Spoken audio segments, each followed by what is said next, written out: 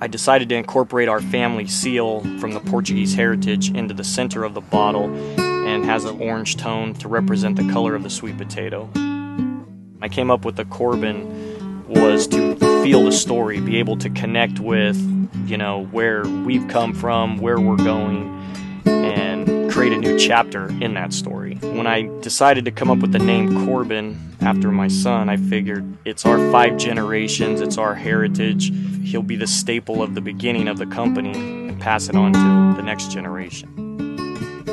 My great-grandfather immigrated into the United States from Portugal.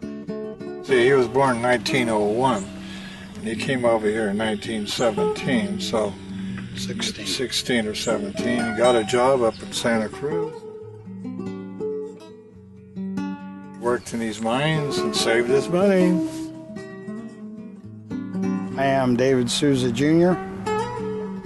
Well, working with my grandfather and my dad, it was just kind of a natural deal after a while. You're just raised in the dirt and you learn to know what the dirt and the weather does for you.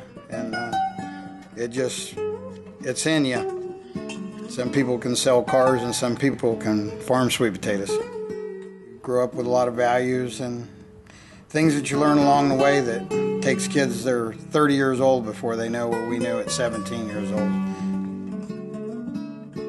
We went from 4 acres to 640 acres today in sweet potatoes in about a 30-year period. David was like me. He was raised on the ranch, so when we left the house in the morning and school wasn't in session, he was in the pickup with me. Like I said, David's branched out to sweet potato vodka. He started about 4 years ago in his garage and played with it, cooking and trying to learn how to get it to taste just right, and he succeeded well in that in about 2 years.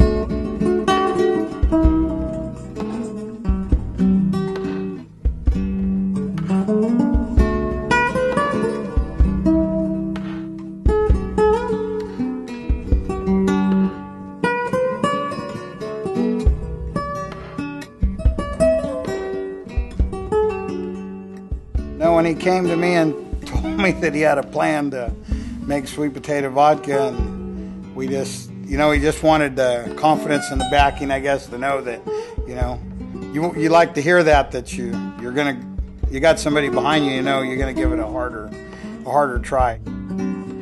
Hi, I'm David Souza III. I started working in the field at 7 years old. Working in the watermelon fields, driving tractor by 10. By the time I was 15, they taught me how to farm, and I went partners with my grandfather. I kind of stayed focused on the farming and kind of dropped out of college to be an entrepreneur, basically. Everybody was very supportive. They probably thought I was a little crazy because I always have these big ideas. And every sweet potato is picked up and placed in the carton by hand and then taken to storage. I soon realized that the sweet potato has much less sugar and starch, and so it was a very low producer of alcohol.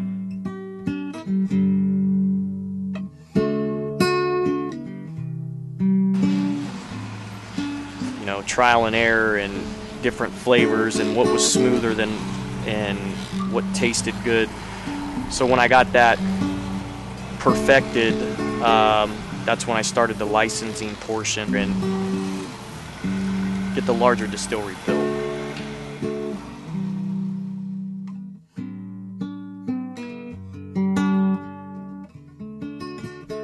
Where we do our starch and sugar conversions. And this takes upwards of 3 hours to cook.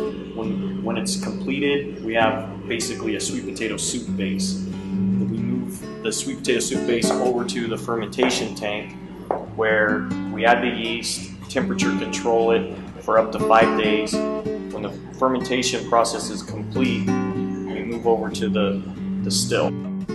German engineered, considered some of the best quality equipment in the world. After turning the steam valve on, The pressure creates the temperature to rise to 178 degrees, which the alcohol starts to separate from the water, flows through it as a gas, drops into the bottom of the first column. Through each of these plates, it filters the alcohol, drops the water, lets it fall back into the pot.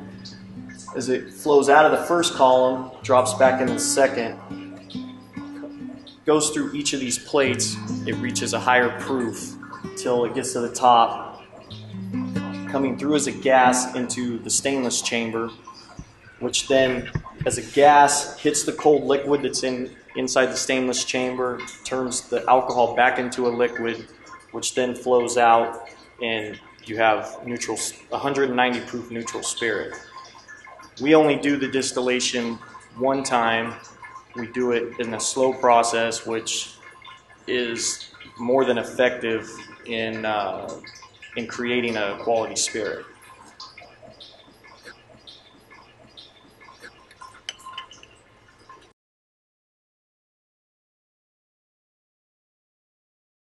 I've had strong family behind me 100% of the way. Well, my vision for the future is to create a heritage to build on from and hopefully keep the farm going and keep the alcohol business and grow them together.